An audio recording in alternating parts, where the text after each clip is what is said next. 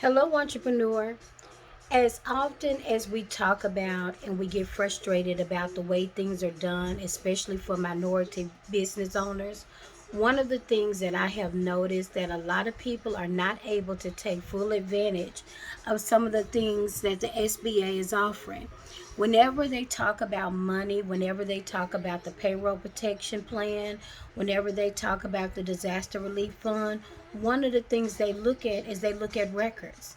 I was telling someone today a consultation I had that if your business is not on the books financially, if you don't have financial records that you can bring up, no one is going to take you seriously when you just start talking about, well, I made some money and then I made this and well, I make approximately and oh, well, I'm doing pretty good. I've only been doing it. Whenever an entrepreneur or a business person begins to speak in those terms, a real business owner, a potential investor, anyone who is serious will stop listening. They may entertain you and they may, pretend they're listening, but you have lost them and you have lost your business influence with them because there is no way you should ever have a business that you have to explain.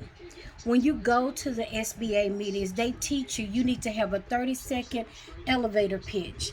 That pitch tells them everything about you and how well you know your business in 30 seconds because that's really all most people are going to give you.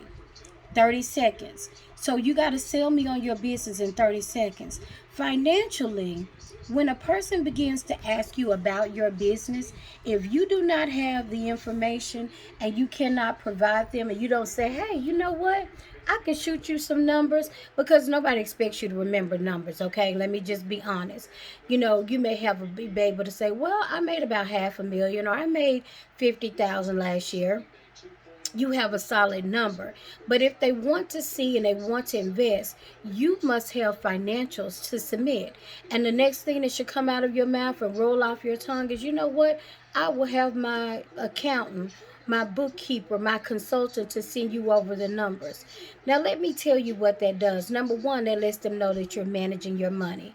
I tell anybody, if you're going to go into business with someone and they say, hey, I got everything, you just come on board, you want to make sure that that person is handling their business, that everything is separate. Every year with entrepreneurs, we go through the process, and I'm having to have them separate, and they're trying to figure out what was personal, what was this.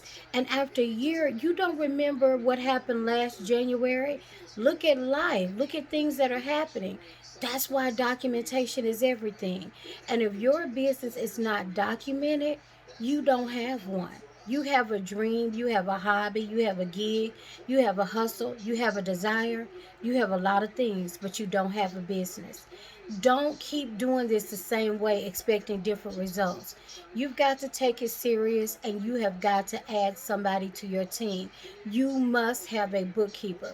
In my consultation today, one of the things my client asked me, which I loved, they were like, what is the first person I need to hire as soon as I can? I said, when you have capital, the first person you need to bring on is a bookkeeper. You need to bring on someone who is able to help you manage your capital. Because if you're an entrepreneur and you don't have another job, you're going to be using it for your expenses as well. And you need to know and watch what those expenses are. You need to know what your expenses are before you start so that you understand how long this capital is going to last and where you need to invest. There are just so many things to think about that you shouldn't even want to do it alone. Then I have people who say, well, shouldn't I know? If you have the right business consultant, the right bookkeeper, they're going to make sure you're in the know and they're going to make sure you understand all without you having to do it. Because if you have to do it, then it's taking you away from doing other things that you need to do. I'm just trying to help somebody to be the best business that they can be. It's been your girl, the Queen Bee of Doing Business Better, saying if your business does not have financial records, then you don't have a business. Bye bye.